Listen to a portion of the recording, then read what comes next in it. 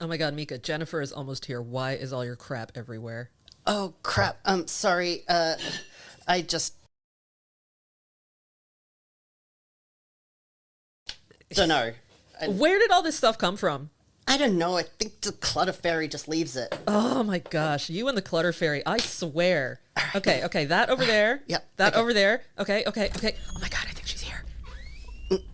Hi, Leslie. Hi, Mika. Jennifer! Hey! Yes, this place looks amazing. Aw, thanks. You didn't tidy up for me, did you? Oh, of course not. We're always living like this. Always. Welcome to Thriving Between the Lines, the podcast that examines personal development books through the lens of intersectionality, making self-help content more accessible and relatable. I am life coach and personal development gadfly, Leslie Crudup Villa Garcia. And I'm Mika, a human paradox between capable and completely useless. And together, we're not just reading between the lines, we're thriving between the lines. All right, we're coming to you from Meanjin, or Brisbane in Australia, the land of the Yagara and Turrbal people. We recognize that sovereignty has never been ceded and that it always was and always will be Aboriginal land. All right, so let's get started. Jennifer! Hello. It is so exciting to have you here. I think we both really need your help. All right. Brilliant. Yeah. So, Jennifer, when we first met at a Christmas party recently, you told me a bit about what you do, and then we sat there for like 4 hours talking to each other.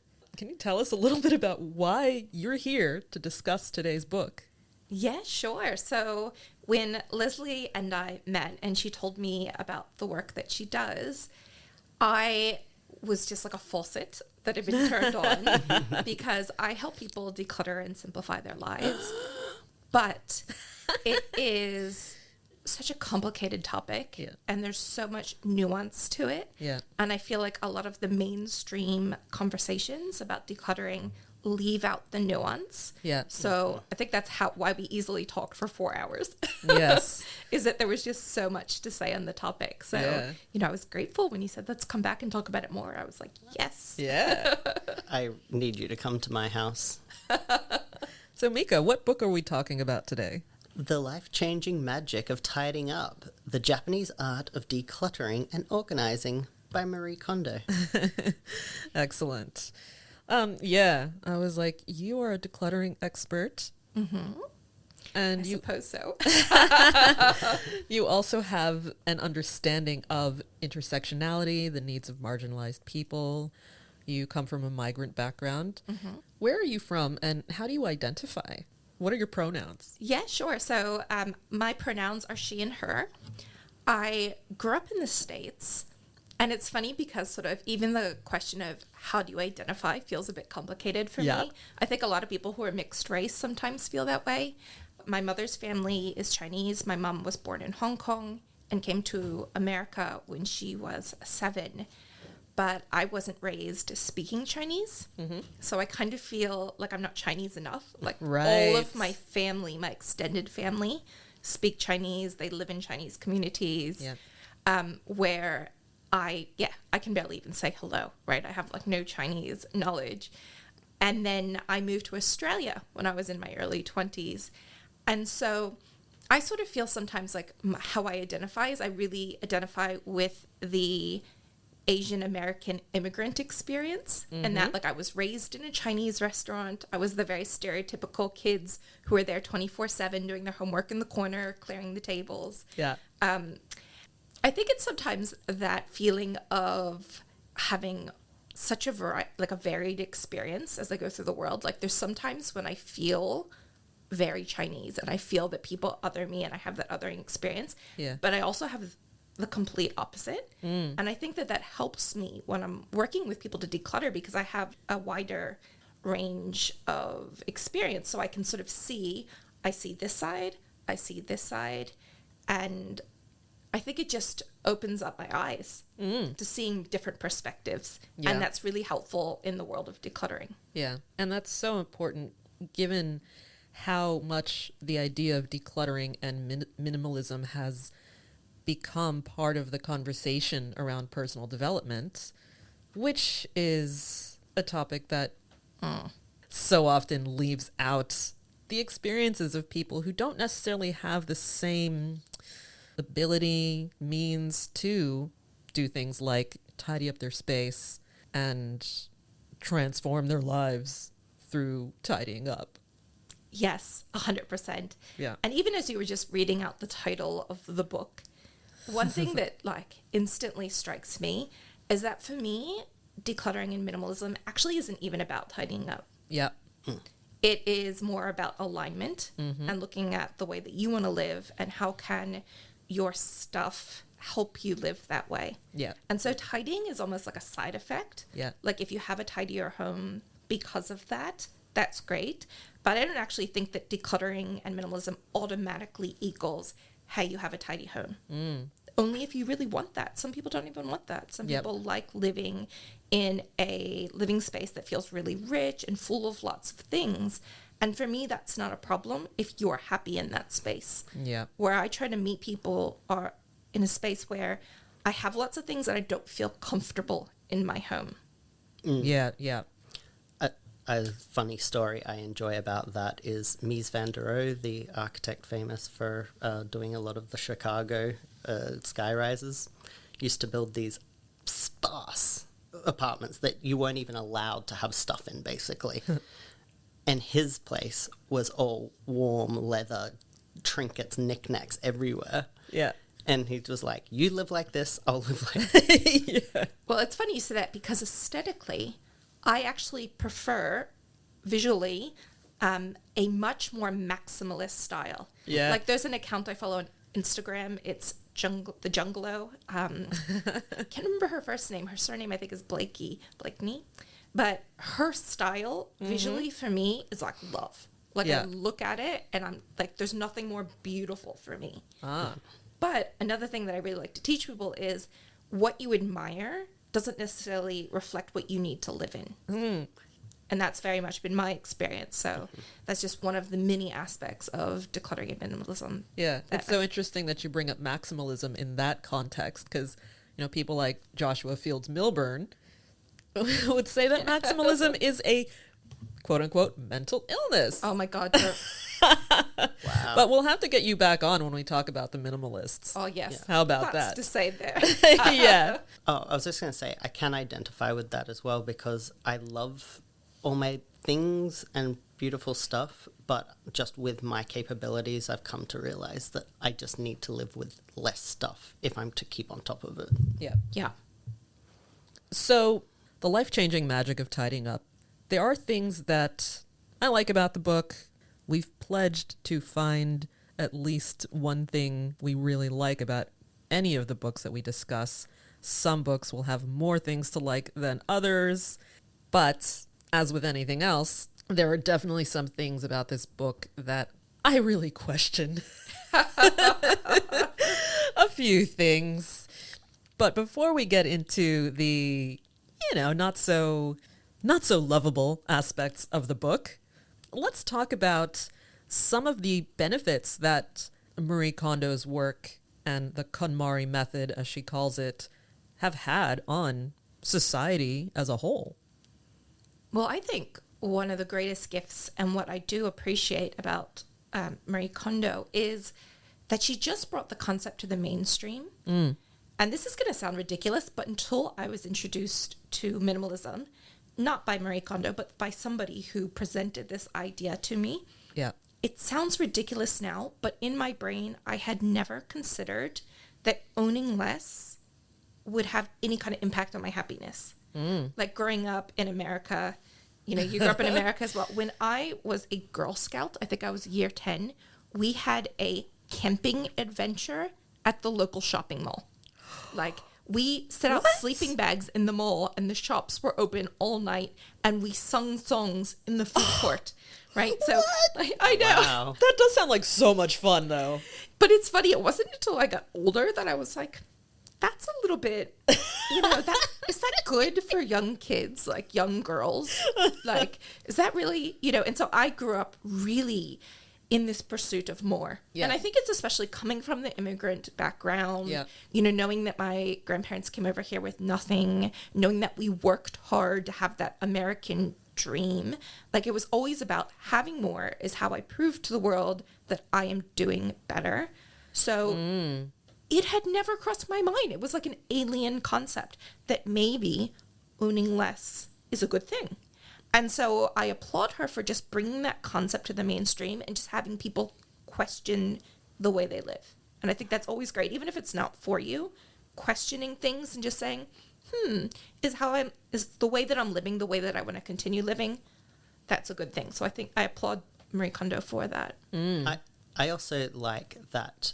I believe that this consumerism is really bad for the environment that we've had for a long time. Yeah. And making it classy to be minimalist, I think, can have a really good impact globally on our consumerism. And also, I believe in sharing. Like, I'm not using this. I would rather pass it on so someone else can use it so we don't have to produce another thing in a factory.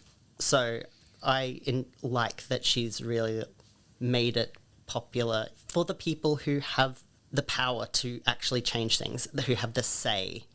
People look up and say, ooh, that's what I want to be like. But when it was, I have a mansion filled with belongings, Yeah. everyone wanted that. Yep. Now that it's classy, all these Instagram things of just like, I would say almost impossibly minimalist for me. But I look at it and I just think, oh, I'd love to be able to live like that. Yeah. Which is sometimes the problem, and I'm sure we'll talk about that later. But I do think that we just acknowledge that we live in a world where there's trends, right? And if you want to make a lot of people change, then, it doesn't generally come from this place of like deep introspection. It comes from, oh, look at these people on Instagram. Like, I want my house to be like that. Yeah. So, it is good for the environment. Although I will argue, and again, we'll talk about this later, I'm sure, that the way you declutter matters. Yes. And that there's some things about decluttering that can be bad for the environment. I've got some points sure. from the Oh, book yes. about that as well. Yeah. Yeah, so just to recap for anyone who still doesn't quite understand what the whole Marie Kondo KonMari method thing is, it's really about being intentional about the things that you have and the process that you use to get rid of things that you don't need anymore. So you pick up an item, think about how you feel when you're holding it, and ask yourself, does this spark joy? If it does, you can hang on to it. If it doesn't, you get rid of it. And another key aspect of the KonMari method is the order in which you handle each of these items. So you start with clothing, and then books, papers, komono, miscellany, and then finally sentimental items. And even within each of those categories, there's a very specific order she recommends following. So with clothing, you start with tops and bottoms, then dresses, pajamas, and it gets more... It's really specific. And the idea behind leaving sentimental items for last, and this is actually something I've found very helpful, leaving things like photographs and, my kids' baby items for last, is that you're exercising that decluttering muscle. You're becoming more attuned to the relationship you have with your objects so that by the time you get to those really hard things to let go of, your ability to detach emotionally from some of those things, is bolstered a bit by having already gone through the process with things that had lower emotional stakes. Her overarching message isn't just to reduce. It's about having a living space that is populated just with things that bring you joy. She also advocates for then being a lot more intentional with how you acquire things going forward. And it makes you think about the way you shop for things, the way you decide whether or not to bring something into your home. And that's something that is a message that I think has been, or until she came into mainstream popularity, had been largely undervalued. Yeah. So that's something I really appreciate about the message that she is putting out into the world. Yes, although I would argue that if we look at sort of two things differently, the actual book and the movement, that a lot of people haven't even read the book, but they just latch onto KonMari as, does it spark joy? Does it spark joy? And they lose the intentionality, which is the bigger part of the picture. Yeah. Washing powder doesn't bring me joy, but I do need to bring it into my house. Yes. I like washing powder, Mika. Or like, I don't know if you've seen the big trend. I think it's in America now, these Stanley cups. I just saw that.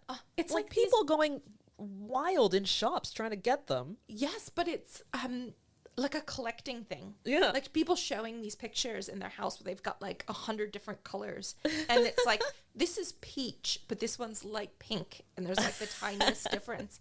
And that's where, you know, there's some danger with spark joy, because you could be like, well, these all spark joy. Yeah. Mm-hmm. And for a lot of people, lots of things spark joy.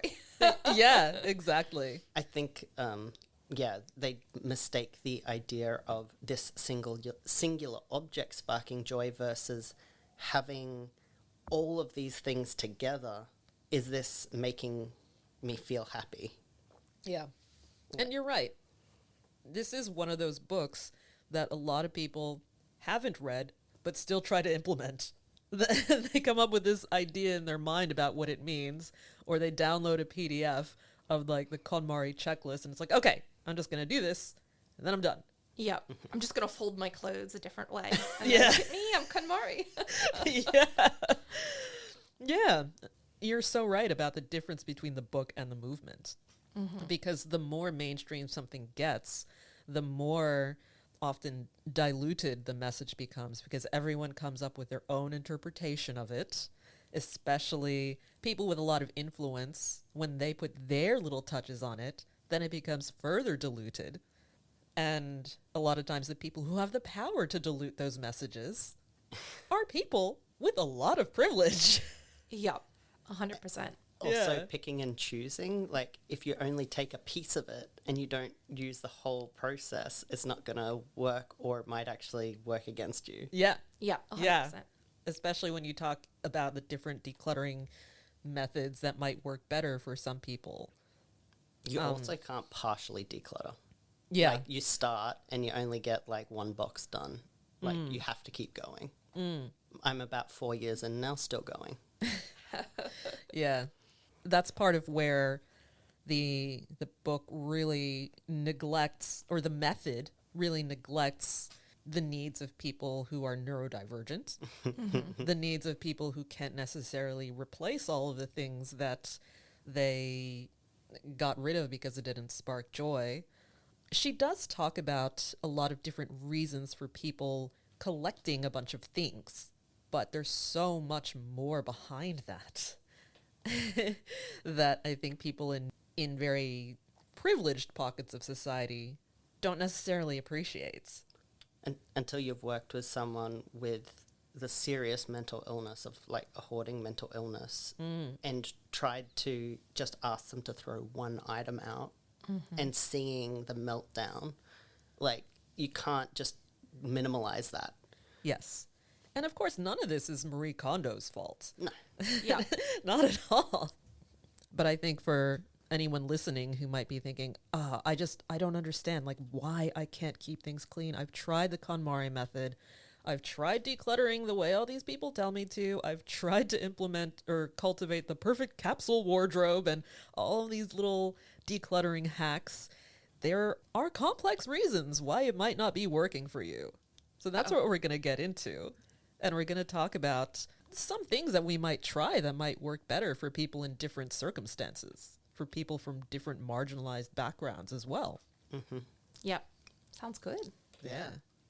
So Mika, how's your living space these days? How tidy is it? I wouldn't call it tidy, but it's a hell of a lot better than it used to be. Okay. I had to go through quite a process when I got diagnosed with fibromyalgia, knowing that I just wasn't going to have the capacity to live the way I'd been living. And I knew that the way I had been living was a contributing factor to getting ill. So I guess I went through a lot of mental health processing and thinking, like, what really can I do? And I just went, I have to get rid of a whole lot of this stuff. Like, because I'm a maker, everything I see, I can see its potential. I can see its use. Yeah. I grew up in rural Queensland where you just couldn't get stuff. You needed to have things. Like, we could build anything out of anything to make a solution to a problem. Can you give us an example? Our television was stitched together with wire because... Wire. Yeah, my dad, like, drilled holes in the plastic and held the frame back together because the tube still worked. Oh, wow. You know, I can grab wood and build a frame to make a microphone stand. Like, if you need it, I can make it out of whatever's in the house. But I also realized I live in a big city now. I don't need to do that. I'm wealthier than I used to be. Not wealthy, but wealthier. There's resources that there didn't used to be, like Marketplace and Gumtree, Craigslist. We don't have that here, really. But when I need something, there's often someone giving it away. There's a lot of, like, share culture. There's, like, these trade, just let's share our stuff places. So that let me let go. I was like, I don't have to keep this box full of junk pieces anymore. I'll send that to the metal recycler where it belongs. Yeah. And so a few years ago, just before I had my big surgery, knowing I wouldn't have as much capacity, I advertised to 300 people on Facebook. I just invited everyone on my Facebook and said, I'm giving away, like, most of my stuff. Come, and I'm just putting it out. And on the front yard, I just put out probably a third of everything I own. Wow. Wow. And was just like, take what you want. If you can take stuff to a op shop or charity shop, please grab it and take it. If you think someone else would like it, hand it on. Otherwise, I'm going to be putting this in the bin. I'll get a skip or trailer and just take it to the dump. And then once my friends had gone through it, I put a sign out for the neighbours and just said, take what you want. They came and cleared a whole lot of stuff out. And that was great. It got me to a point where I felt like I had so much stuff, I just felt like I was being covered. Like, I couldn't move. I couldn't even sort things out because there was too much stuff. Yeah, I actually had a support worker come and sit with me and help me with this, where all I needed was that emotional support, because you start spiraling mentally. You start kind of thinking, how could you get to this point? Like, what? Yeah. Or I'll just pick up an object and start kind of going, and the support worker would say, you obviously don't need it, or put it in the second thought pile, which we would come back around to. And I just got I now have things enough sorted that I'm like, this box has all the leatherwork stuff in it. And now all I need to do is get that out and now pare that down to an appropriate size. Yeah. Some hobbies I've gone, no, you're throwing the whole hobby out. You do not need this many hobbies. But I also realized if I go too minimalist, I am going to feel like I'm missing out on something in life. I still regularly go to each of these crafts to grab something. Someone I know says, oh, I need to fix these shoes. Or I like having a little bit, but I know that I just need that much. And I've got these, like, boxes, each regular box. And if it starts overflowing, rather than getting a bigger box, I'm like, I need to get rid of some of the bits. Yeah. This is brilliant because just hearing the story that you've just told, you've highlighted to me so many of the factors or the things that people need to overcome to declutter. Yeah. And so I was just like, yes, you can come teach a class with me. I mean, as an example of, like, the struggle, and it's a constant struggle. I have to keep reminding myself because I keep kind of like one of the rich suburbs had roadside pickup. Oh gosh, that's the worst, isn't it? is. I did pick up an antique, like early 20th century card table, which I am restoring to become a coffee table. Oh, that's That sounds- nice. Yeah. But it's a surprise for my partner. Don't tell him. Okay, okay. And making it special for him. So one thing you said that I really just want to highlight because I think it's so important, and something that I think that Marie Kondo doesn't maybe address, that I think is one of the foundations that anyone who's struggling to declutter needs to hear. You were sort of saying that when you had that support worker with you, how you were having these thoughts like, how did I let it get to this, like this? And for me, I think that one of the biggest challenges for people who struggle with clutter is those thoughts. And I remember when I was first starting decluttering, because it took me years, and one of the biggest things in the beginning was, why is this so hard for me? I'm like smart. I'm intelligent. I've traveled the world by myself. Why Yeah, can't I get rid of this blouse? And then that was like, well, there must be something fundamentally wrong with me. Yeah. Yeah. And so one thing I always try to really communicate, that having clutter is not a bad thing. It's normal. I think it's a normal part of the human experience. And if anything, it's a symptom. As opposed to like you wouldn't say if someone had a cough, oh, you're bad because you have a cough. You'd be like, well, why do you have a cough? Yeah. Right? You a-hole. Yeah. Whereas like almost with Marie Kondo, maybe not her in particular, but again, the culture that came up from it is that like clutter is evil. Clutter is bad. And so the way it made me feel is like, well, if clutter is bad and I made the clutter, I'm a bad person. Yep. Culturally, for so long, it's been this moral judgment on you as to whether your house is tidy or not. And having lived in poor areas and rich areas, there's a very clear distinction between who has a tidy space, the suburbs that are tidy and the ones that aren't. Absolutely. That word, the morality, is such a huge part of it. And what I found that is that if you are ashamed of something, you want to avoid it. Right? Yeah. Because nobody wants to like, oh, look, I'm ashamed of this. Let me poke at it. So if you are ashamed of your clutter, it's that much harder to declutter because you don't want to go look at things that you think are proof that you're a bad person. Yeah. And so having that conversation and normalizing that clutter is not a bad thing. There are millions of reasons why people have clutter. Often it's a symptom of a lack of support, right? We live in a society where people work long hours. We don't have a village. Yeah. We don't have easy access to mental health like support. And so what happens is we often I say that sometimes clutter is like a booby prize, right? So like you've given up on your hopes and I'm dreams. listening. Yeah. You're like, oh, I had these dreams, right? I was going to be, write a novel, or I was like, when I was younger, I thought I was going to travel around the world. And now I'm stuck in some dead end job. So the least I can do is go down to Target and buy a fancy water bottle. Yeah. Like, Yeah. that is often the underlying problem. And until you can acknowledge that, you can't change. Yeah.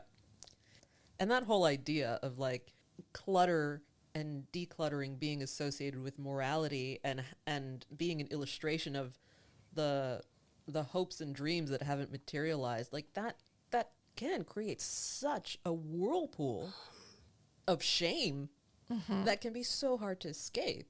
That was the hardest bit. The half-finished projects, I reckon I threw out maybe 100, 200 half-finished projects and having to, like, so emotionally heartbreaking to see this thing that, I had these plans and these dreams, thoughts, like I was going to be a sculptor, I was going to have this business, half-done businesses. Oh my God. But a realization I came to fairly recently is it wasn't a lost cause doing these things. I learned skills doing that. And the reason I do these things is because I want to learn more skills. I'm a skill collector. Yeah. And so not looking at them as a failure, but looking at them as it was worthy and valuable in its own right to do that thing. And being like, thank you for teaching me that, but I don't need you anymore. Yeah. Yes. That reminds me of one of my top sort of decluttering tips is to look at your clutter as an education, right? So we pay so much money to go to university and learn things. And your clutter is like an education in yourself. Yeah. Right? So I tried this, and look, I tried it and it didn't work for me. And yes, I've wasted, money on that or time or whatever, or you feel that it's wasted, I should say. But really, now you've learned something. If you didn't go down that path and you just sat in a clutter-free life, you're basically like a what-if life. Yeah. And the other thing I wanted to say there is that, so my biggest problem with clutter is I was a shopaholic for like a good 10, 15 years. Like, mind-blowing. I used to shop at sort of the peak period of my shopaholicism, like 5 to 7 days a week. Like, Wow. every day I'd get off work, and I can see now I was really unhappy. I was in a career I hated, in a marriage where I felt stuck. And so it was like, oh, look, I can go shopping, and this is like the only thing that makes me feel good. It can be a release for some people. Yes, like, there's a reason it's called retail therapy. And while obviously it's helpful to learn to be intentional, but I don't judge myself for past me because I didn't have support. I'm living in a country away from people, family, loved ones. I'm in a marriage that I'm not really happy in, and I feel like I can tell nobody about it. And during that period, shopping was the best that I could do to manage those emotions.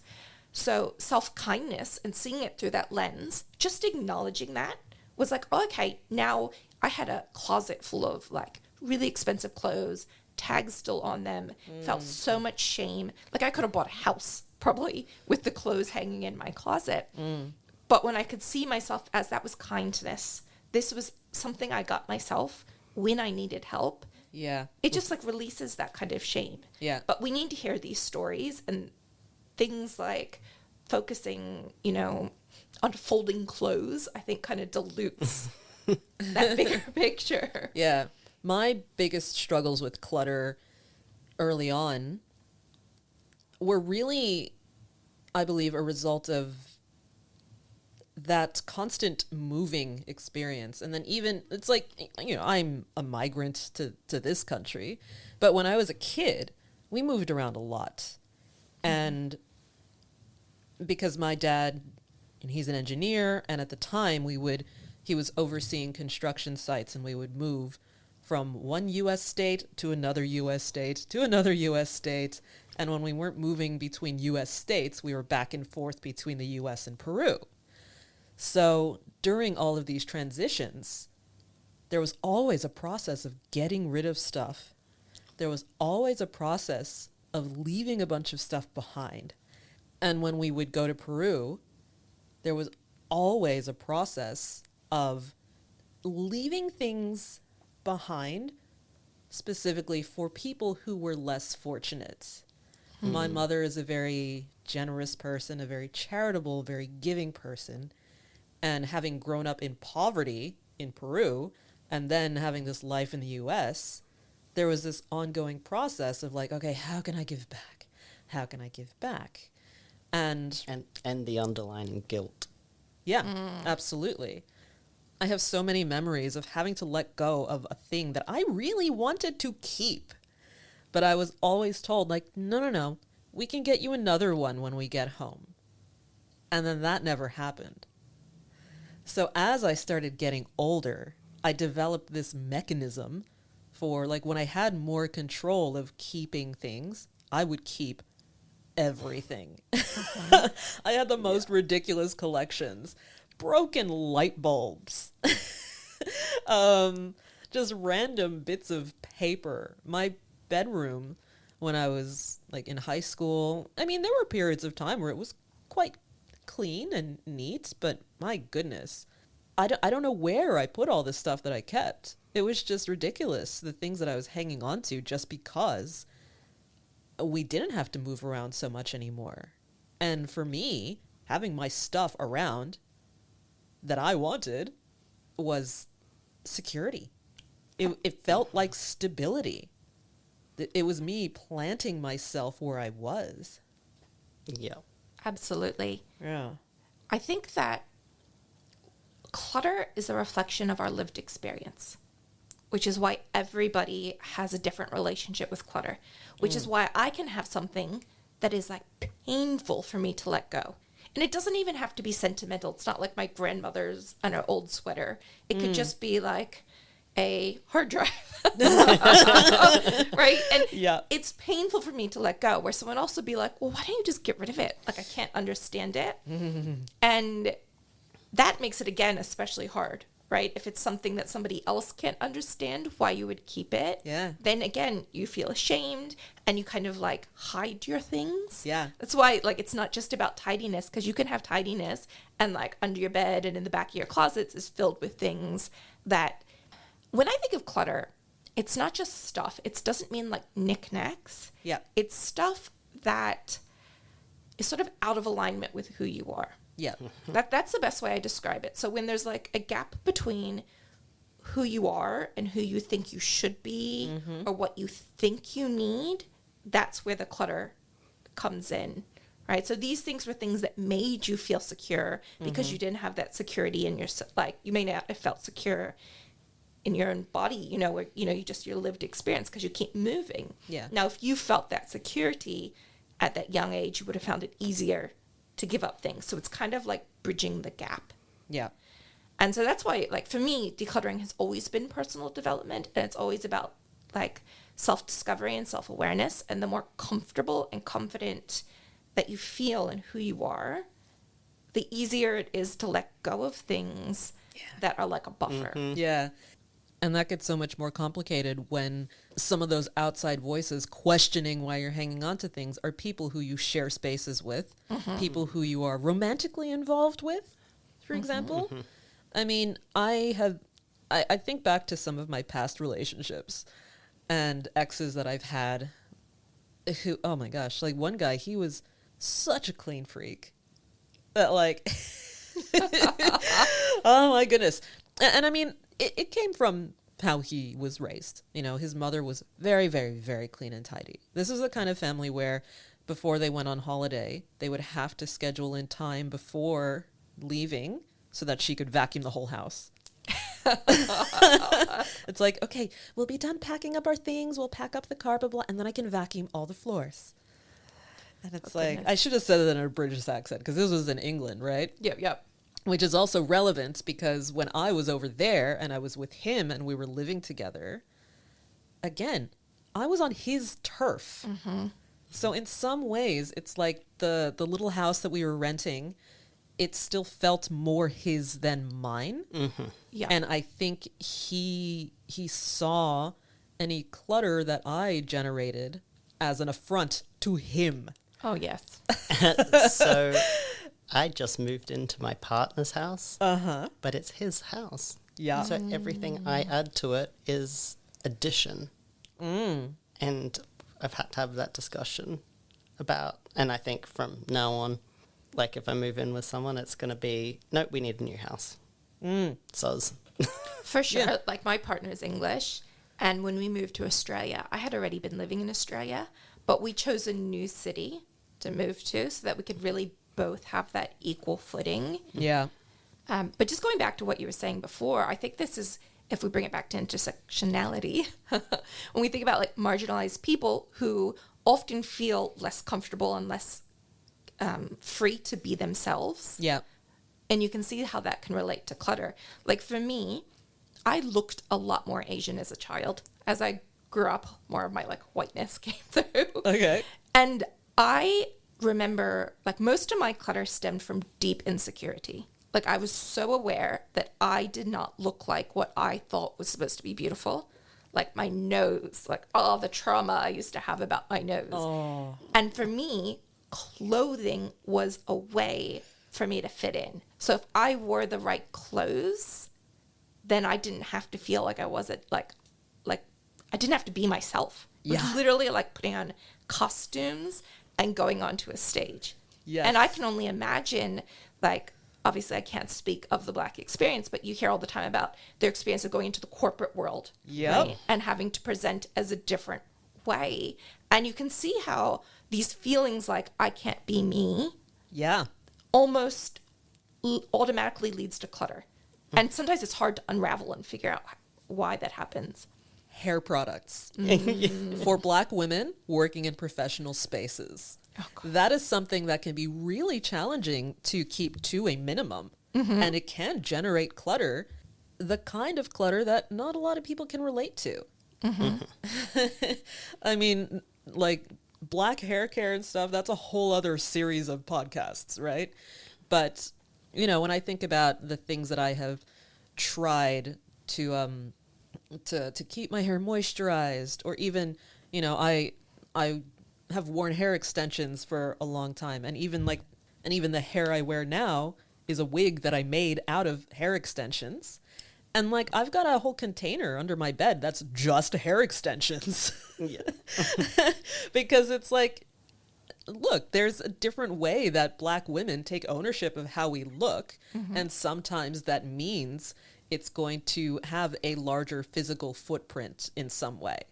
But even hair extensions and things like that aside, the kinds of products that some Black women might use to style their hair on a day-to-day basis, to straighten their hair, to keep it curly, like different attachments for hair dryers. It can be all number of things.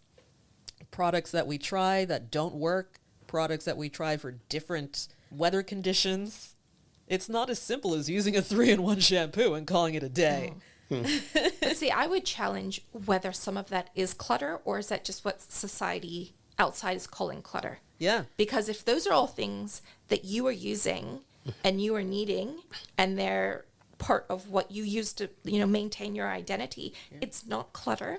Yeah. And that's where I think agree. it's really important, because somebody who writes a book or from the outside might say, look how cluttered, you only need one hair product, or you are, you know, indulging in excess. Yeah. That's where the problem is. Yes. So the clutter is if you're keeping things, hair products that you tried and you hate, and then you still keep them, then that becomes clutter. But if you use them all, then they're not. Yeah.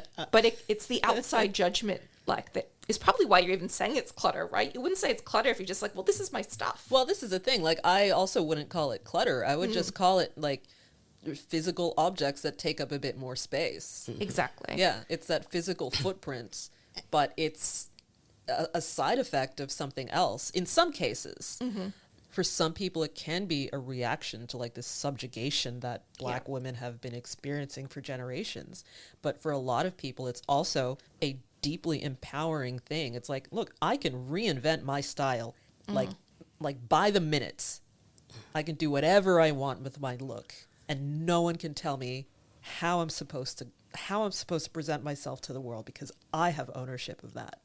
Yes. I also want to mention they're products that belong in a room in a house that traditionally has very little storage, because they're designed by people who don't believe you need many of those things. And I'm currently helping my parents redesign their house, and my mum has like the kind of the curliest hair that white hair gets to. And her whole life it's been the same sort of thing. We all have easy to manage wavy hair, the other three of us, and she would have all this stuff, and we're designing the bathroom, and she's like, I want cupboards and space and a whole like big vanity to be able to have my products, because you need more space in the bathroom if you've got curly hair or some other things that mainstream society doesn't see. Particularly, I did architecture. There's very much like a certain thought process that goes into certain areas of design, and it doesn't normally extend to how do other people live. Yeah. Oh, absolutely. And I think that, again, is another tenet, I think, that should be foundational for minimalism and decluttering, which is defining what enough means to you, because that's very personal, but that should be your goal. It shouldn't be defined by other people. I mean, I was horrified. I don't know if I should call anyone out, but there's a really popular white male minimalist blogger who wrote this post once, and I was reading it, and he talks about being invited to a friend's house, right, for like a meal or something. How lovely. They've opened up your house to you. Yeah. And he's sitting there looking at their bookshelf and judging them. Oh. And then writes a public blog post about it, and he gets like millions of readers. And I'm like, the horror that someone's come over to your house as a guest, and I'm like, they might be reading this post. How horrible would that feel? And you don't know, what that item means to that person. And I think just going back to what you were saying about the hair and how it can be different things. It can be empowering, or it can feel like it's imposed upon you. Yeah. Those are the lines that we're navigating when we're decluttering.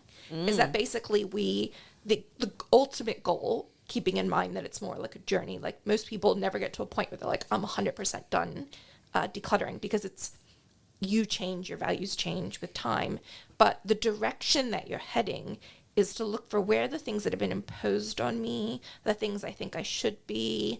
And sometimes it's not always that. Sometimes it's grief, what have I given, the unfulfilled dreams, right? I thought I was going to be that.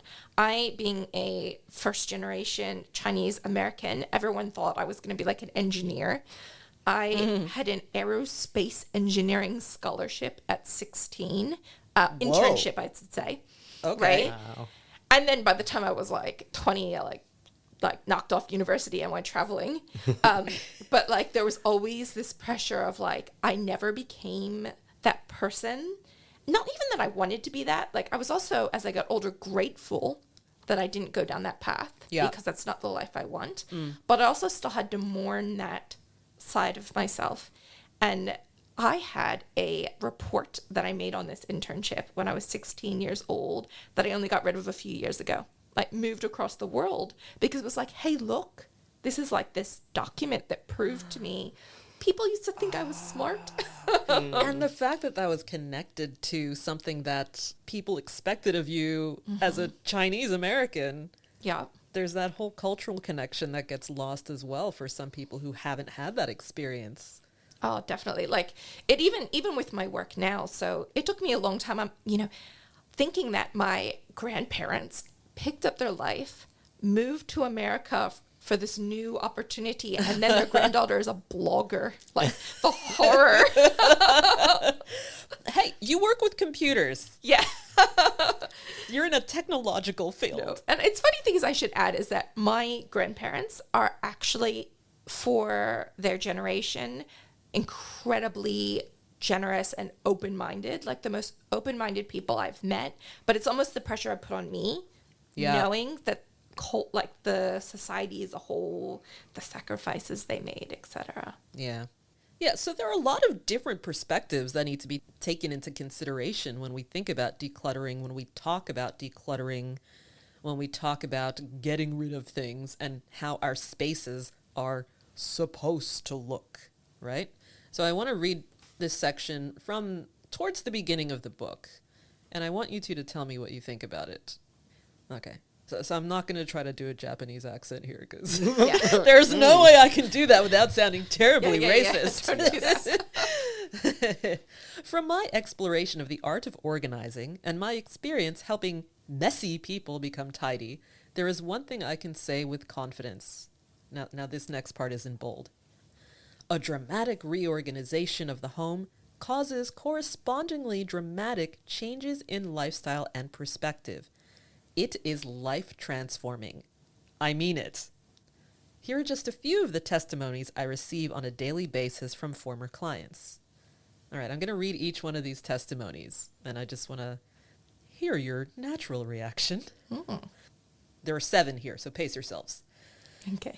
Okay, so former clients.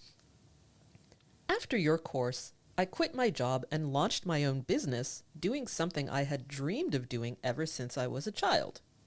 All right. Okay, number 2. Your course taught me to see what I really need and what I don't. So I got a divorce. Now I feel much happier. Husband so did not spark joy. Okay, next. Someone I have been wanting to get in touch with recently contacted me. That's it. That's the testimony.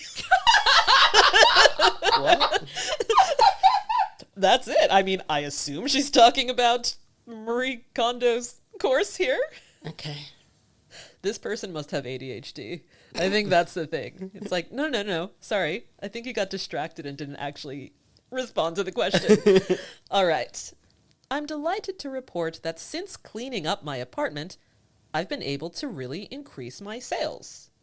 It could be some connection there. It sounds like something from Brian Tracy's book. I get distracted when my space is messy. Yeah. Okay. My husband and I are getting along much better. Right? Being a good wife, keeping the house tidy now. I wonder how much tidying up he did. Oh, that's a good question. All right. More than the one who divorced hers. Yeah. Okay. I am amazed to find that just throwing things away has changed me so much. Fair enough, I guess. Depends on what they needed to change. Okay, it's this last one. I finally succeeded in losing 10 pounds.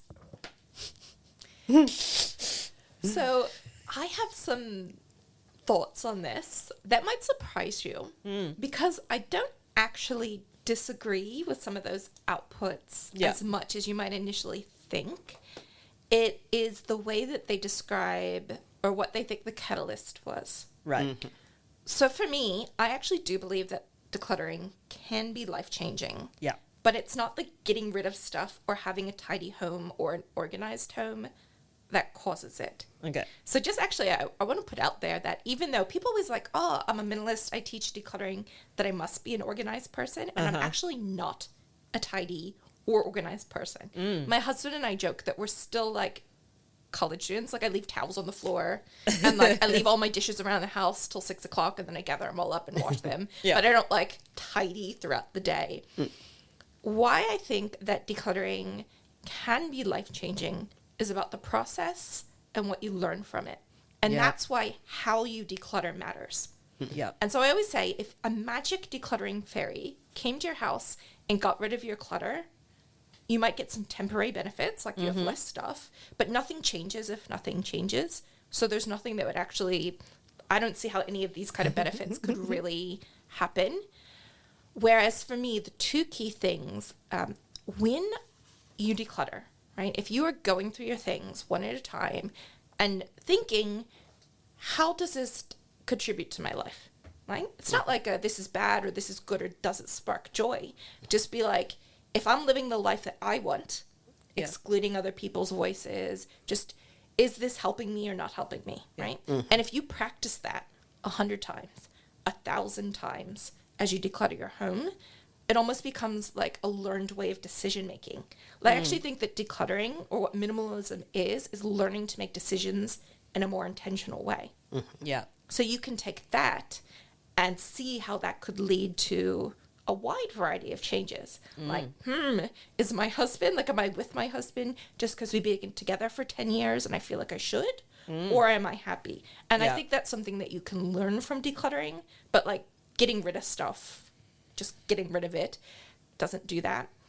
And I think the other thing is, and this is where it has to do a lot with privilege, and not everybody could take advantage of this, but when you declutter, you create space. Space in your home, space in your mind. If you learn to stop shopping, space in your wallet. And then it's what you do with that space. So there's an opportunity cost of having a lot of clutter and being very busy. Now, not everybody can take advantage of that, right? So like my dad was disabled from when I was about 10. So my mom often worked 3 jobs. And we had a very cluttered home. Now, even if we decluttered a lot of that, it wasn't like my mom was going to have time to, like, think about, like, how can I start a business? Do you know what I mean? Like, there's still, like, limitations. So it's just, I think it's really important to understand how decluttering can lead to the benefits. The how matters. Yeah. Because, you know, it's almost like, it's almost cruel to say to someone who's in that kind of situation, right, who has chronic illness or mental health or financial insecurity or whatever it might be, and say, hey, it's like that whole pull yourself up from the bootstraps. Hey, just declutter your home and all your problems are going to be fixed. It's life-changing magic. Yeah, life-changing. That's what I always say, like, decluttering is not a magic pill. Yeah. I think that everyone can benefit from thinking intentionally about their stuff. Yeah. Not everyone can get the same results because not everybody has the same resources, time especially. So I don't hate all of those, but my guess is the way that sort of the lead into it was like tidying up did this. Yeah. My takeaway was actually, I really do believe a tidy space, absolutely for me, makes my mental health better. But for a lot of people, including myself, I have to do the mental work to be able to tidy up. Yeah. So I can't start with the tidying up. Maybe if a fairy, like when I was a kid, my mum would come in and just like do all of that. It didn't make me tidy. I'm still the person I am. So for me, it had to actually go the other way. I had to do a lot of work, like looking into myself, finding that vision of a person I wanted to be, actually wanting a future as well. You know, you need to want a future. Yeah. You need to be able to envision this life, when you're living day to day, moment to moment. There's none of that future thought. Yeah. Absolutely. yeah. I find that with lots of my clients, like, I always believe that the first step to decluttering and simplifying is clarity. Like, you can't, the whole idea is that, decluttering is a tool to help you have more of what you want most. Well, some people don't know what they want most. A lot of the people I work with are women who are in their 60s and 70s who have spent their whole life thinking that, like, my purpose is to care for other people. And now I'm like, well, what do you want to do? And they're like, I don't know. And so they have no direction to help them. Yeah. They have no motivation, no, like, kind of guiding light to inspire them. And so absolutely what you said. And another thing I tell people as well is, like, sometimes the first step to decluttering is getting a therapist. Yeah. Like, Exactly. Or a life coach. yeah, Yeah. exactly. Like, you've got to dig around in some of that stuff before you can even start decluttering, because the act of decluttering, if you're not digging into that stuff, it can actually just compound things and make it worse. Yep. Yeah, I've experienced some hoarders in families or adjacent where they were forced to declutter for whatever reason. They went straight back out and just started buying things, op shops, garage sales, just filling it back up again. Yeah. Because they didn't address the cause. And it actually can cause more harm than good. Often each time you take all of that stuff away, they overcompensate in the refilling. Yeah. Yes. Yes, It's like Leslie was absolutely. saying about your childhood. Yeah. Right? You feel even less secure. Yeah. Because someone has come into your home and taken your stuff. Yeah. That's why one of my biggest pet peeves, and the thing is that it's often said with really good intentions, but I do a lot of research. So I'm in a lot of Facebook groups about decluttering, and people will say, with the best of intentions, it's just stuff, get rid of it. Like, it's just stuff. Like, just let it go. Right? It's just your grandfather's ashes. Yeah. You can't even use them anymore. Well, even it can be like something you found on the roadside, but you've in your mind attached a lot of meaning to it. Oh, I was planning to restore that, but I didn't get around to it. Now I'm a Yeah. failure. Now, like, if I throw that out, I'm proving to the world that I am a waste of space. Yeah. Yes, that's a huge one with clothes that no longer fit. The fact that another thing that I work with a lot of clients with, and it's like the reason that they struggle to declutter clothes, they keep clothes that don't fit that they would not wear if they could fit. Yeah. And it's because getting rid of it feels like failure, because we as a society have told women that if you are not the same size that you were 20 years ago, you are a failure. Yeah. And that's the underlying belief. You know, that's often something that's missing in these kind of books, is I feel like there's not enough conversation. And I think it's because it's hard and people Yeah. don't want to have hard conversations. They want to sell neat and tidy processes that you can put in a book Yeah. and make promises. Yep. And so they just completely avoid the things that they don't have answers for. Absolutely. And that's one of the things that I found so interesting about this list of testimonies. Like, there are aspects of it that, like, I can totally see some sort of pathway for these things having been very helpful for people. Because I remember the first time back when back in 2015 when this book was first released and it really started to hit and was this huge sensation. I was like, oh, okay, I'm going to try this. And like, I'm the type of person who does anthropomorphize my stuff. It's like everything has a soul. Everything has a little personality. Yeah, I blame The Brave Little Toaster. Have you seen that movie? No. Do you know that movie? No, I don't, Yeah. but I think of Toy Story when I hear that. Okay, well, it's along a similar lines, but it was earlier. It was like this toaster and these other items that someone tried to get rid of, but then they found their way back home. Oh. I know. Or Toy Story. Terrible. With the getting rid of the toys and them trying to go home. That just, like, reminded me of those times you were moving and your mum made you throw out all your toys. Yeah, and I wasn't even throwing things away. It was giving things away. Oh, yeah. Because yeah. I was continuously pumped with this message that we are the haves, they are the have-nots. We need to give, give, give.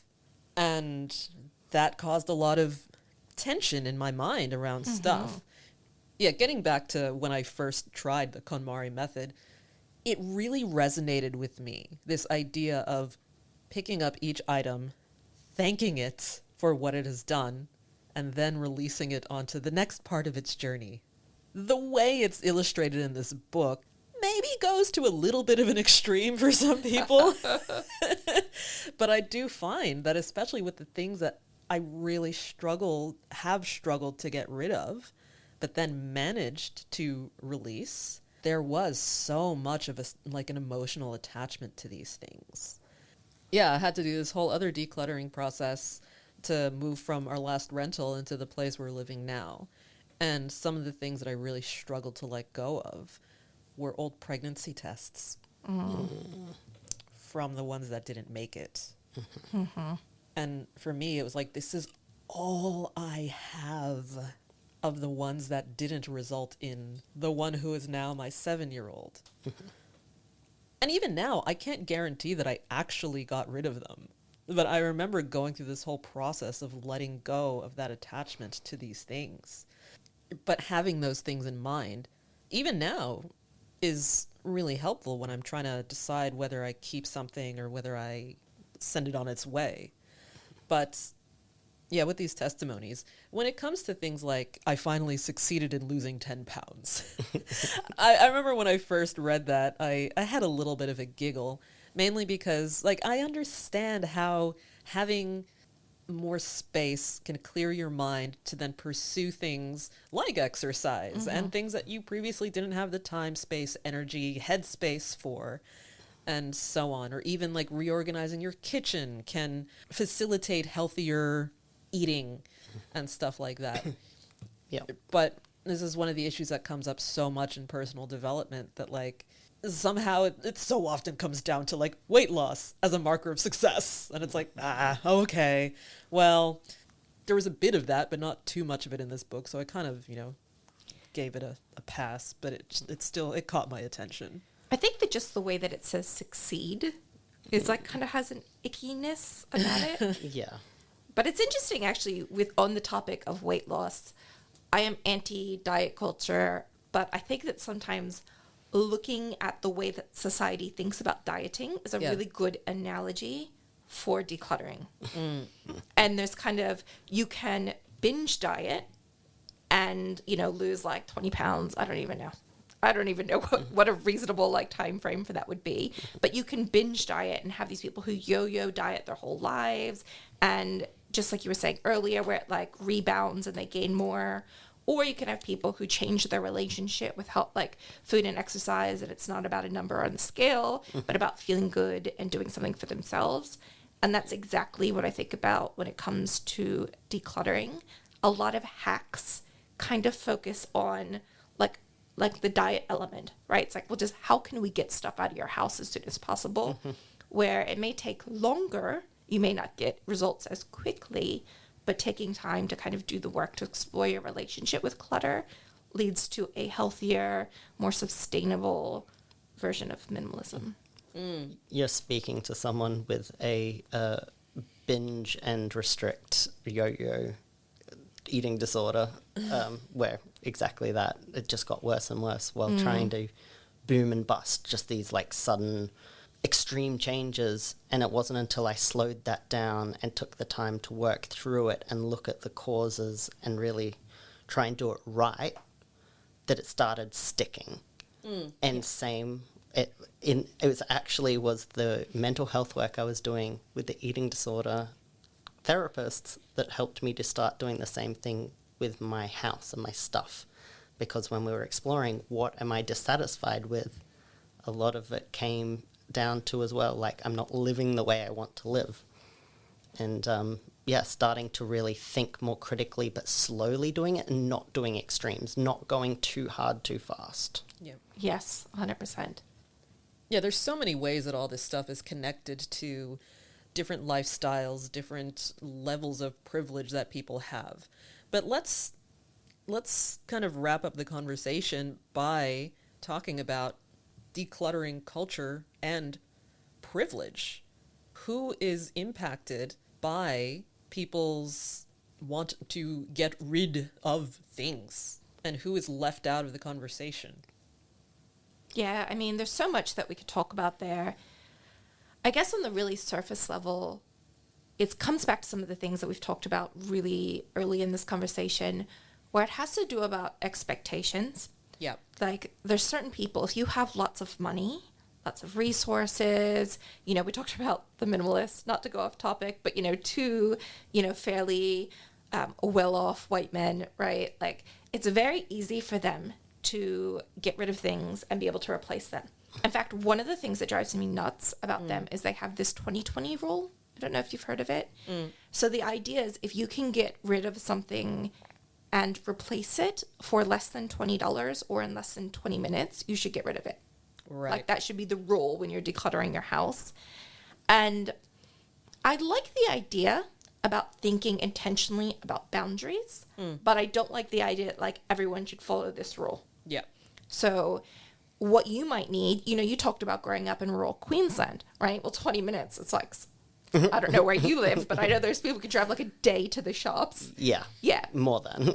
So obviously you are going to need to keep more things. Yeah. Also, what is $20 is, there's been times in my life where $20 is a huge sum, and times when less so, right? So it's not so much that they created this rule, it's that they don't have the conversation that says, think intentionally for yourself. You might be able to come up, well, with my lifestyle, my income level, I'm okay to set rules, but I write my own rules. And people feel excluded when you don't say that. And then what I think happens is a lot of people who are in marginalized communities could benefit from some of the core lessons of decluttering and minimalism, but they just shut down because they don't feel like this isn't a space for me. Anybody who says that, I mean, there would have been a time in my life, if I heard somebody say that, I would be like, who are these people telling me this kind of stuff? And then I would shut down and be angry and think, like, I can't listen to anything that they have to say. Yeah. And just acknowledging that it's going to be harder for some people. I read an article, again, I can't speak from the personal experience, but it was talking about decluttering as a Black person with the trauma of slavery. Yeah. Right? Like, I'm sure that would have some kind of impact. I can't understand it personally. Generational trauma. Exactly. But I can see that must exist. Yeah. And that some things I say, you might be like, well, that doesn't resonate with me at all because I have this other lived experience. Yeah.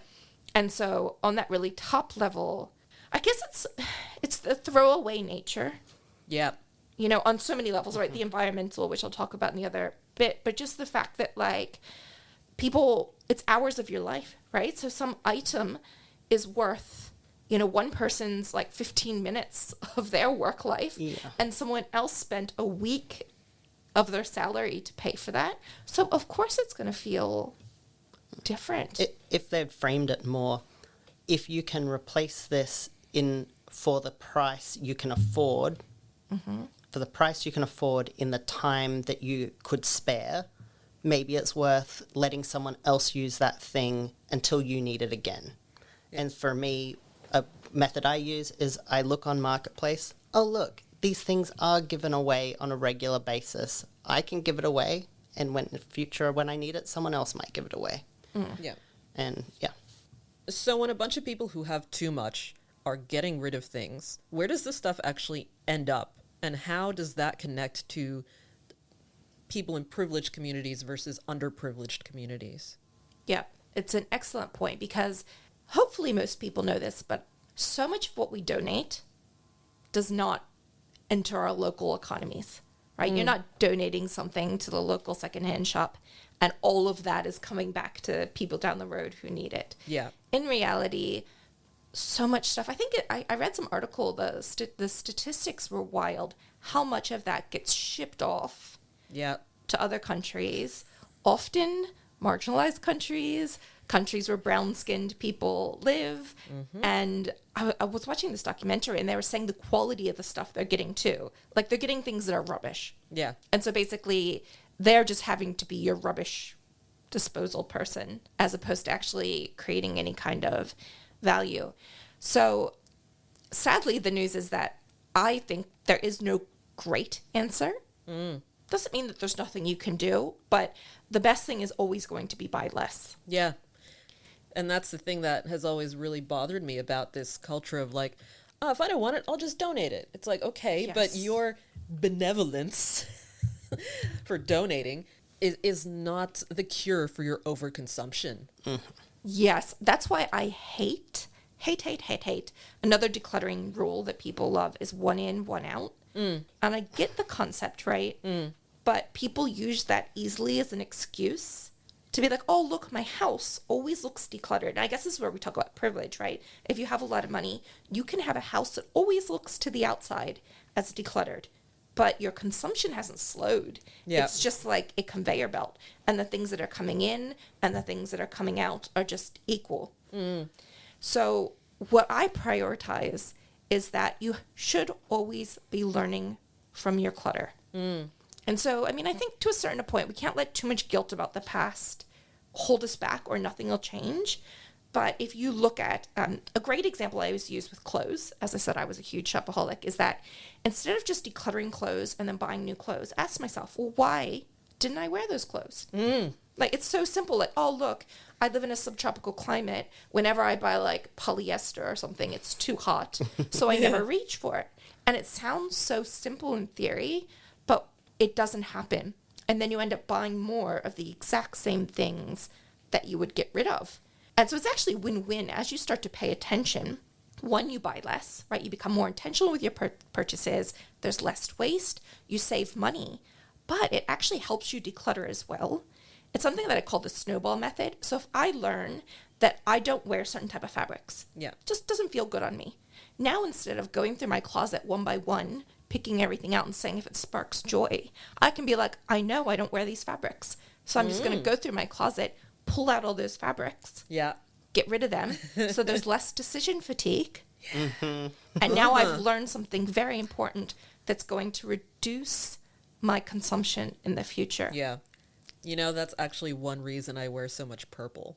Oh, really? But let's save that for a footnote. I just want to add something else really important about, I hear all the time people saying, I don't want to declutter because I'm concerned about waste. But, and people ask me like, what are your tips? What should I do? And the truth is, often the practical solutions are local, right? So I live here in Brisbane. If you asked me how to recycle certain things or what are some good charities, ways I can connect, like Give It, I don't know if you're familiar with Give It. Yes. So it's like a charity matchmaker. It's brilliant, right? But if you live on the other side of the world, you might not have that. But what kills me is people say this, and I say, well, how much time have you spent researching? Yeah. Or did you just say, oh, it's too hard, I'm just going to wait until a perfect solution? Yeah. I'm a realist, right? I know people are busy. Tell me how much time you have that you can, if you care about this, you told me you care about it. So give me a time. Doesn't matter. Tell me you have an hour, 2 hours, then set a timer and spend that time researching the best that you can, then make the best decision with the information that you have in that time, and then do better moving forward. But instead, I find that a lot of people use it as a way of procrastination. Yeah. And they're like, well, oh, it's too hard. I can't do it in this way that seems perfect, so I won't do it at all. Yeah. I have a method. put everything on your front lawn and ask all your friends that if they don't want it to go to waste to help you find a place for it. Do you know, though, I don't know if it's the same in other parts of the world, but Facebook Marketplace is like magic. I had a broken bed that was missing pieces, like advertised. It wasn't, trying to be deceptive. Yeah. Had it gone within 12 hours. I had novels in Spanish from when I was learning Spanish years ago. Had a Spanish speaker pick up the book within hours. I was like, you just post stuff on Marketplace and it disappears. As soon as you say free, you get like 50 messages. Yeah, it is like life-changing magic. Yeah, exactly. That is the life-changing magic of evil Facebook Marketplace. I did just want to put something in the one in, one out. I do a bit of that, but what I learnt from my experience is I'm sick of consumerism, over-consumerism, and waste. So I am replacing things that are getting ratty and broken with something that is good quality that will last and that I feel like can be a better improvement on that now in my future. Yeah, definitely. And I think it's always coming back to nuance. One in, one out is helpful for a lot of people. It's a bit like spark joy. People tend to sometimes cling to these really catchy taglines and then they dismiss everything else, right? So there's tons of times when one in, one out is helpful. But if you just like, oh, it doesn't matter. Look, I'm going to go to the shops today and buy 50 things, but I'll just get rid of 50 tops I bought at Kmart 2 weeks ago. Great. Look, I'm such a minimalist. Hooray me. You know what I mean? It's like always the nuance that just takes it a bit deeper. Yeah. All right. So where the things that we get rid of go matters. Right? So you mentioned Give It. Free Cycle is, because I know that's a global thing, isn't it? I've had a lot of fun on the Buy Nothing groups. Yeah. I wish I could say the same. All I've really had is a whole lot of people that don't turn up. If I put it on Marketplace and ask for $5, the person turns up. If I put it on a Buy Nothing, they're all like, I don't have a car. Can you come deliver it? Or they just say they're coming and then they don't. And I just got really despondent. Oh, Yeah. I've had pretty good luck with Marketplace. Marketplace I do. But I give them away for free on Marketplace. Oh, yeah. It depends on the item. As long as it's like a really good item you're giving away for free. If it's like something that still has life, but it's a little tattered, that's the problem. Is a lot of the stuff I'm trying to get rid of was not that great quality to begin with. Yeah. One thing that I like about sites like Give It is there are very specific requests for the things that they want donations of. It's like, a refugee family with a mother who's going to university needs a laptop. Does someone have a laptop that they can give to us? Yeah. Oh, yeah. And that makes that donating so much more intentional than, say, people who will just dump giant rubbish bags outside of an op shop that's not even open or collecting donations. And then it just becomes litter. Or don't have like an electrician to accept electronic donations, so then it becomes waste and they don't have time to take it to an e-waste. Yeah. Yes. It becomes such a mess. And one of the things that drives me absolutely bonkers is going past the charity donation bins and seeing just mountains of crap outside of them. And that's something that really came to head when, if we're relating it back to the Marie Kondo effect, when her Netflix show went live. Yes. And there was that giant uptick in donations to secondhand stores. My goodness. I'm sure someone's done a study on this, but the amount of stuff that I would see, the kinds of things people were trying to donate, but were essentially just littering. I remember walking past a bin and seeing bags that had been torn apart. And so just crap everywhere. Someone had tried to donate like a candy G-string. Like the candy necklaces. Yeah. It was that, but in a G-string shape. And I'm thinking, no one wants your secondhand candy G-string. This isn't benevolence. This is you being overly consumerist and then trying to make it someone else's problem. Yes. Yes. You Yeah. have to take the time, feel the guilt, put it in that landfill bin, and remember and make a promise to yourself not to keep doing it. Yes. Think about what you've done. Yeah. And it's like when people will try to donate their really old tattered clothes that aren't going to be of use to anyone, and they think, oh no, like they sort through this stuff, they'll figure it out. It's like you are overburdening this system. And a lot of these places have signs that clearly say, do not just leave stuff outside of these bins. Do not leave stuff outside of the doors of the shops. Donate between this time and this time. But people think, oh, no, I'm being charitable. So I have had that issue where I'm like, but this clothes that meant so much to me and it was really special, but now it's got holes in it, but I can't wear it. What do I do with it? I have been sitting in front of the TV, tearing them into strips that I chained together, and I'm crocheting a rug. I love it. So each patch becomes like this special part of my life. Like I can see where Popeye was in the colours that are patched in there, which was a shirt I got from a trans clothing swap. So it was important love it. to me. So cool. Yeah. They also have a lot in Australia. There's two that I can think of off the top of my head, but I can't remember their names. But they're paid services, but it's relatively small, like $20, and you can send an entire box of secondhand textiles, like, and they will sort through it for you. So you pay the fee, and then they'll be like, okay, these are good enough. They'll go to charity. The ones that aren't, they take on the recycling. And it's a pretty minimal fee, and I can't remember the names, but honestly, you could Google it and find it in like 5 minutes. But so many of these things are coming up, but it's also surprising how you say this is your values, but you're not willing to pay $20 to have somebody take it from you. Yeah. Particularly if to you that is a nominal amount of money. Like I Yes. definitely know kind of when I've been living down in Logan, people don't have the $20, and that does end up being, there's a lot of rubbish problems down there. Yes. But there's also another one coming up as well where you get a bag and you can recycle some of those really specific recycling things that you otherwise just have to throw in the general rubbish.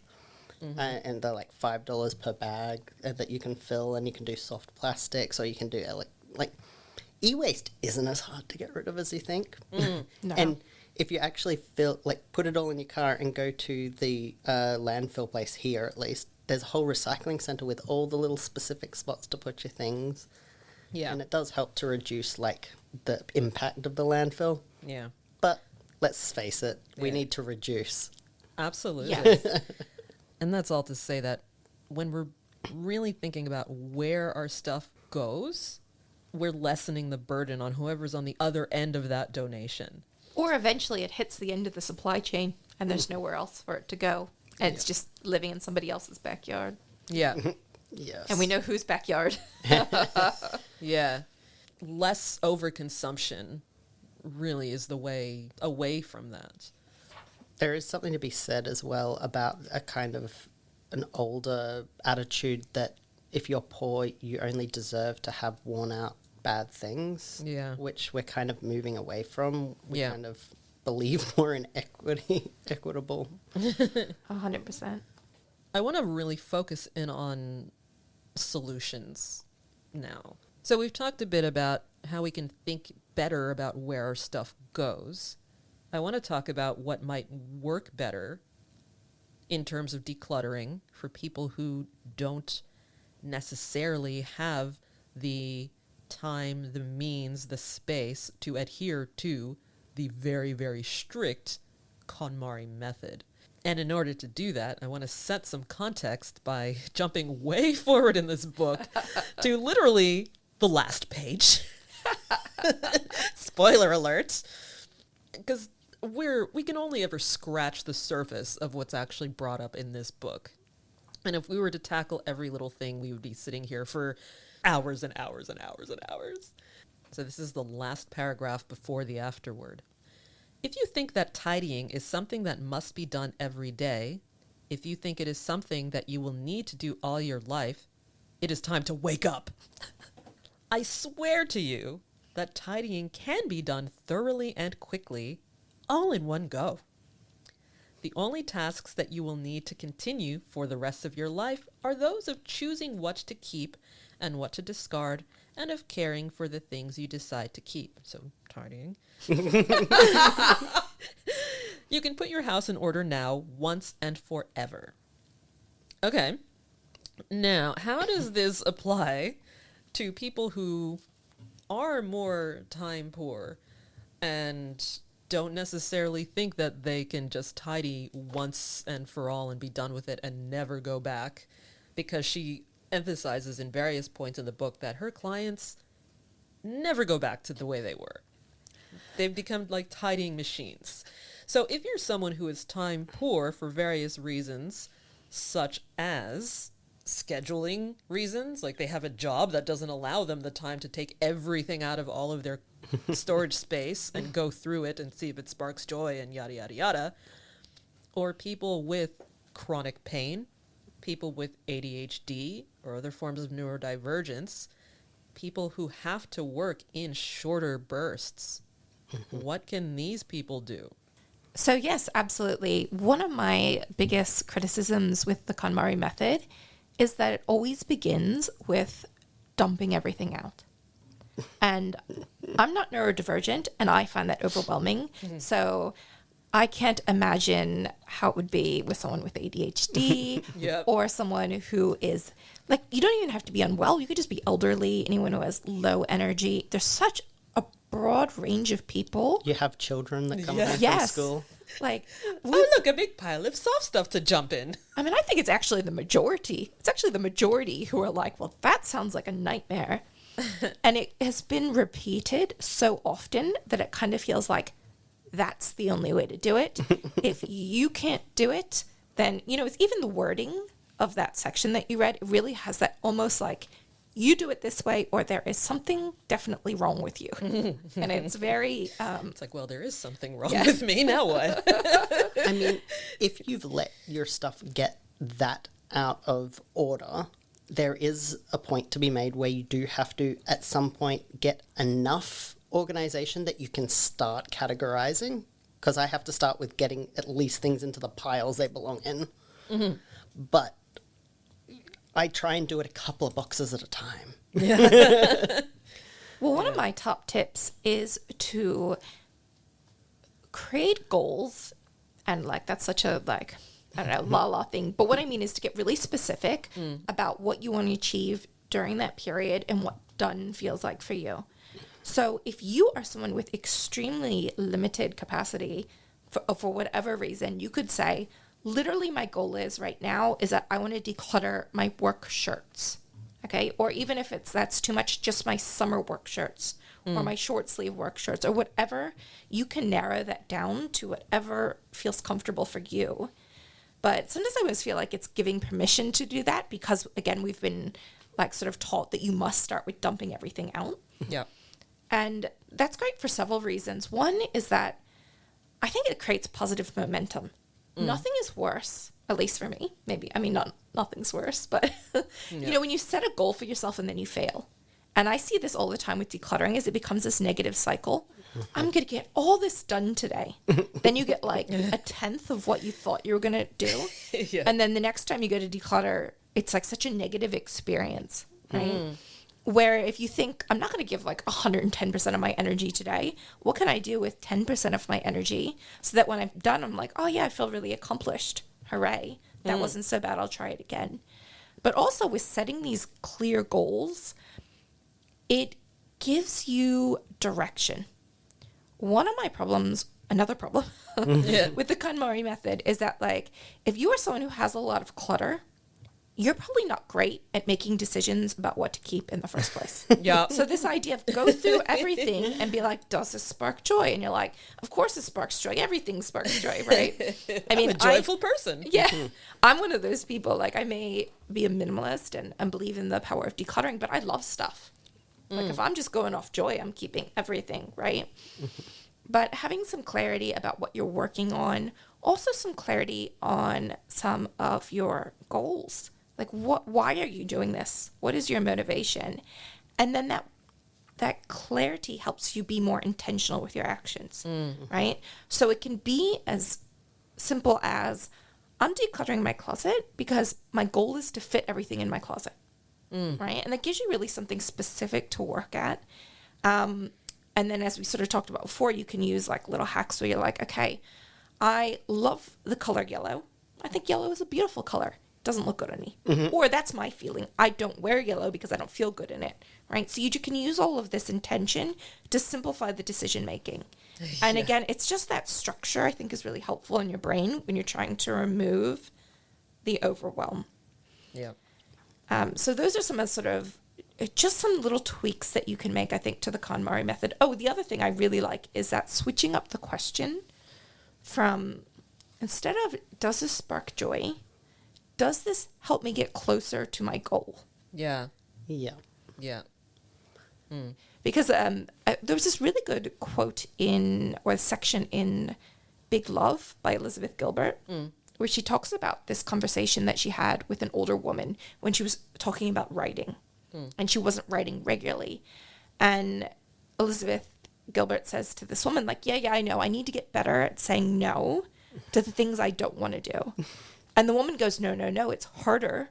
You need to get better at saying no to the things you do want to do so that you have space for the things that you want most. And it's the same with clutter, and the does it spark joy doesn't take that into account. But having that goal is like, all right, that's what I want. I've got some perspective.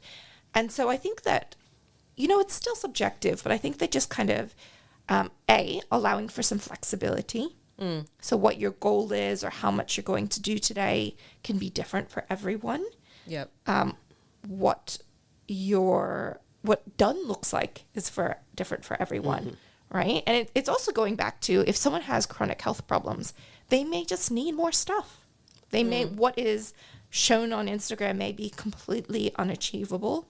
Oh my God. Like, I just have to say, there's been times where just getting to the shop and walking in, I would get so exhausted, I couldn't get back out of the shopping center. I'd just sit down and cry on a chair until I had enough energy to get back to the exit. That's one of the things I hate about shopping. That moment where I'm just like, I don't want to go home. I just want to be home. Yeah. I just want to teleport and be in my bed because this is too overwhelming.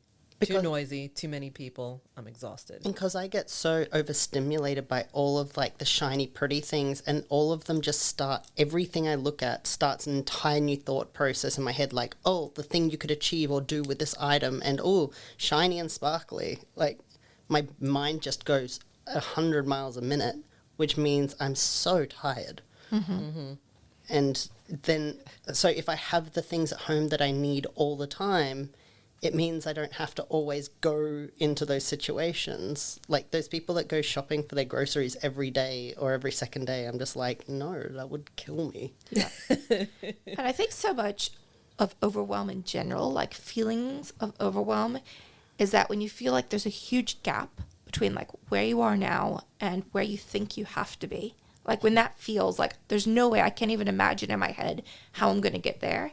And with decluttering, sometimes the problem is that destination that you're imagining is like unreasonable, unachievable. Yeah. And so it keeps you from taking the small steps. Like you don't even take the small steps because it's kind of like, well, why bother? Like, I'm never going to be able to achieve that. It's that why bother thing. It's like the KonMari method. I really appreciate the emphasis on starting with like one category of things at a time. It's like if I'm looking at all of the tops that I have and piling them up, like that's great in theory.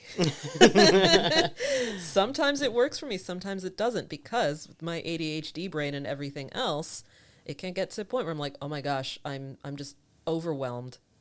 But the space around me now looks way worse than when I started. And it's like, okay, well, guess I'm just going to be rolling around in all my junk for a couple of days. A rule I've been using more recent years, is never getting more out than I feel that I can put back away in one sitting. And I did it again, I know, end of last year, for some party decorating, like lots of prop making, and Yep. And I realized I don't want to do this anymore. this just makes me, I get excited, and there's a part of me that feels good, but it's like, it's the sort of part of you that enjoys being drunk or gambling. Like, it's not a good happy, it's a short-term high. Yeah. Yeah. Well, a really simple decluttering tip that I offer people when they are especially overwhelmed is that one less. Like, instead of, let's say craft supplies, like you have a lot of yarn, let's say. Right? Yeah. Instead of having to pull out all your yarn, just say, I'm going to have one less bowl of yarn. Yeah? That's very, like, that feels very manageable in your brain. I don't have, as I said, I can only imagine, like, how you feel, but that's like a simple enough equation. Just one less. Yeah. And then, like, one less shirt, right? I find for me, I get very bored easily. Okay. I'm an Enneagram 7. Fear of boredom and like discomfort is like my number one motivator. I need things to be fun. Like, even when I clean my house, I'll be like, I'll mop like a corner of my living room, and then I'll like go to the closet and like clean, like, because it's like, oh, that gets boring for me. Yeah, Right. Not relatable at all. So like decluttering, like the category thing, I can see why it works really well.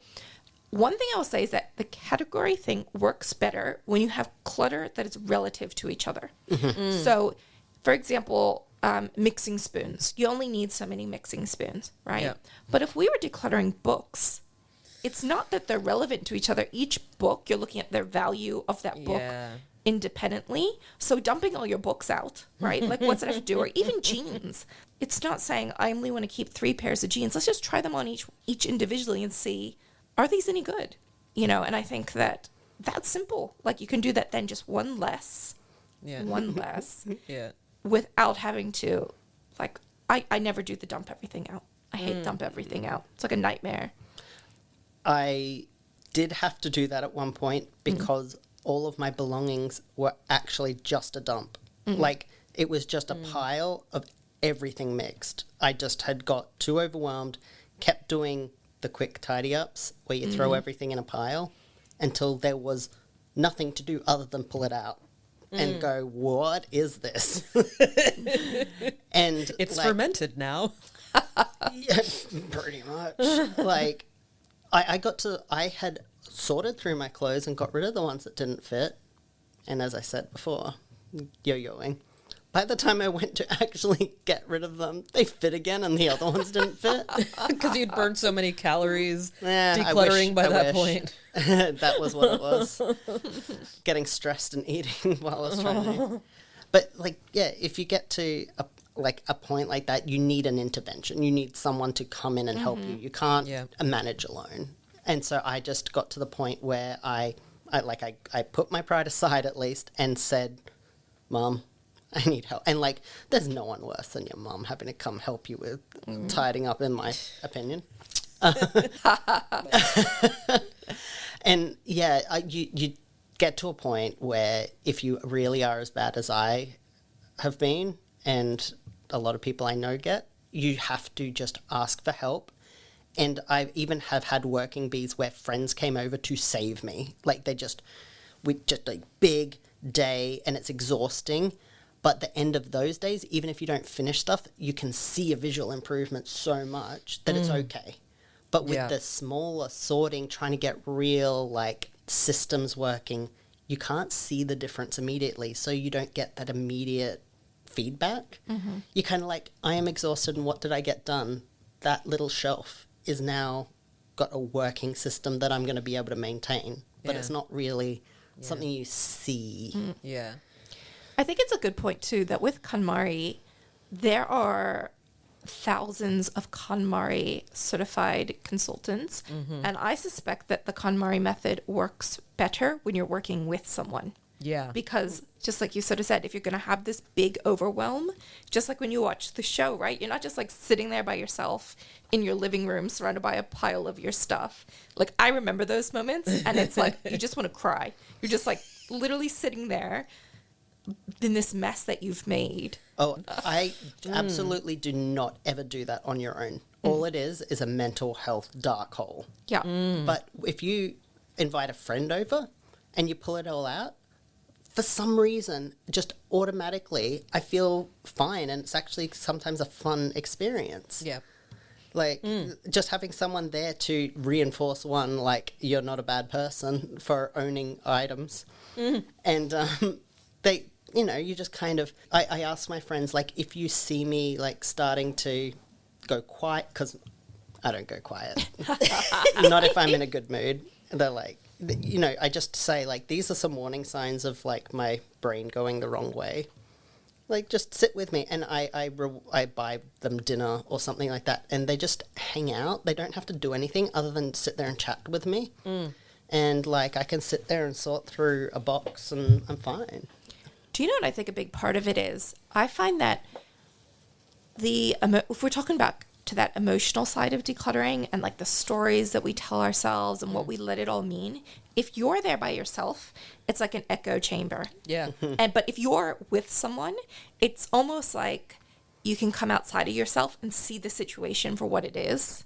Yeah. Like, oh, look, you know, the story I told you earlier for the footnote about I bought this ridiculously expensive pair of shoes. And now I can like laugh about it and be like, oh, that was ridiculous. It was funny. It was a mistake I made. Like, I can get on with it. Whereas when I was by myself, it was like the horror of being so stupid and like beating myself up for doing this. But like, as soon as you just bring somebody in, I can see the like lighthearted side of it.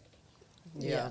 I try not to be one of those people that says bad things about myself, because I understand that saying a bad thing about myself can make other people see that reflected in themselves. Yeah. But when I'm doing that sort of thing, I'll be going through it and I'll go, oh, look how silly I was for buying all this wool. And the friend will be like, what are you talking about? Like, it's beautiful. Of course you wanted to buy it. It looks so fun, and look how soft it is. But also, you haven't used it, so you probably don't need it. Someone else could use it. Yeah. I know someone who likes to crochet and just started, so don't have much yarn.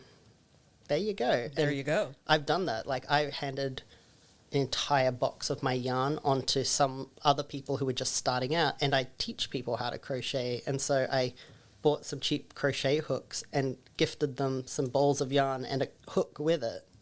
Yeah. So it made me feel it was easier for me emotionally to let go. Yeah.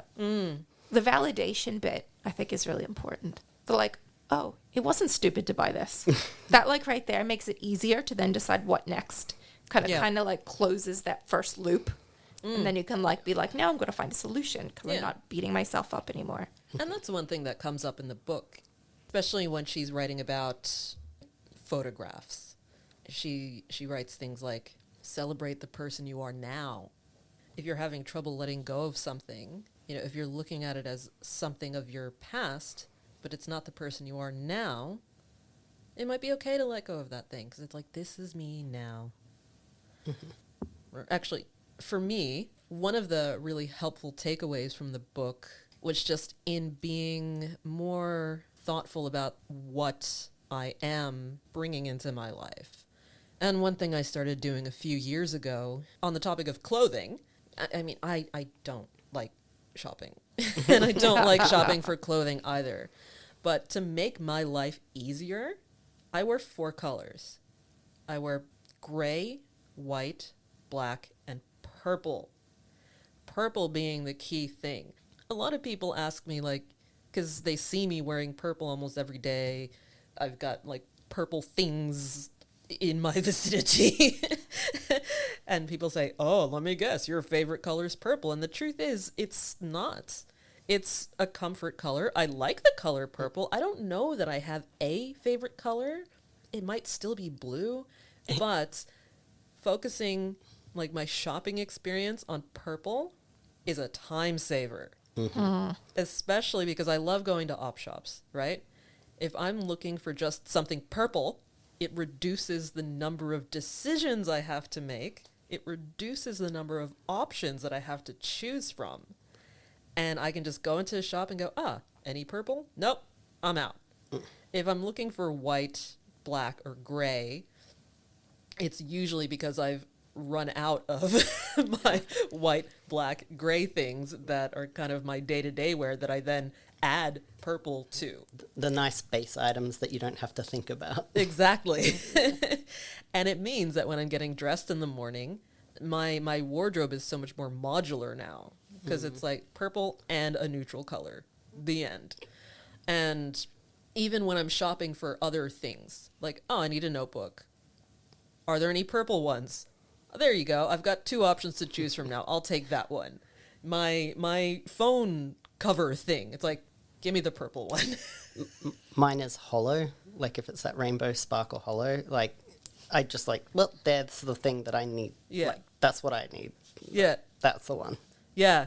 And I'm the same way with anything rainbow holographic. I mean, you've seen my umbrella, right? Yeah. I remember once ages ago just going into Amazon and typing holographic just to see what would come up. And my goodness. Yeah. I mean, let's not talk about the ethics of Amazon right now.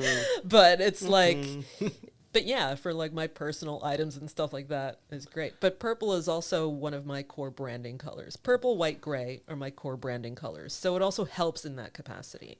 There's also what you look good in versus what your favorite color is. Yeah. Like, I love blue, and I was wearing lots of blue, but it just doesn't make me pop.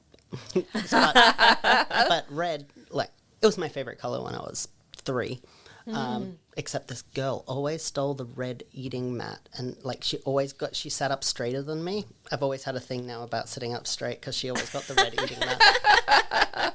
But I look good in red, so like I look for colors in that sort of palette. But men's clothes is a lot harder for actually getting any choice. At least cheap men's clothes that aren't hundreds of dollars. Yeah.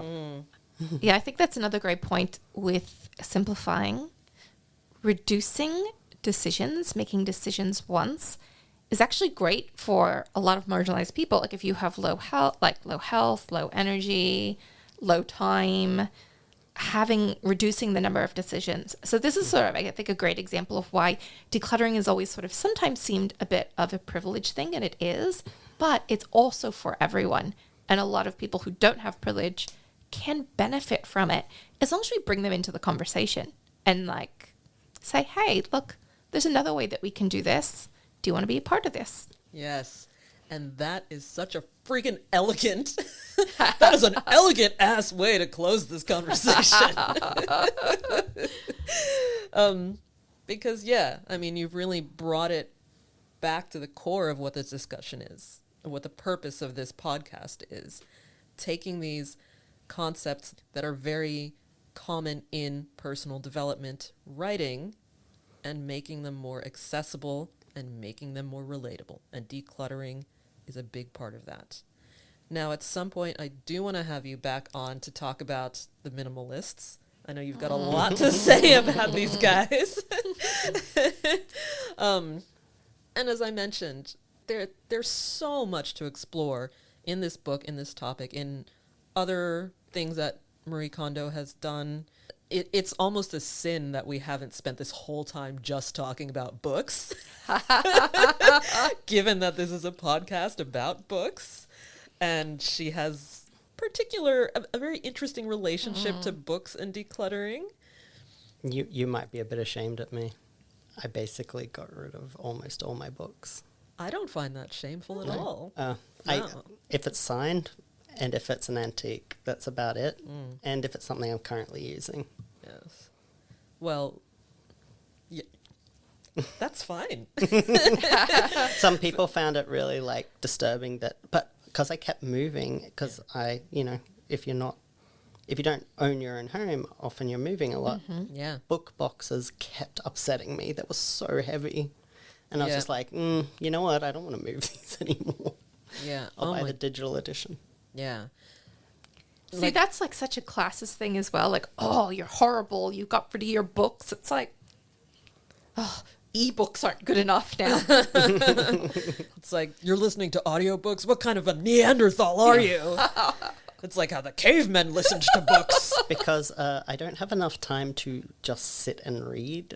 I need to actually be doing some housework at the same time. Yeah, well, my top life hack is like, I wanted to read more, so I started a business that would require a lot of reading.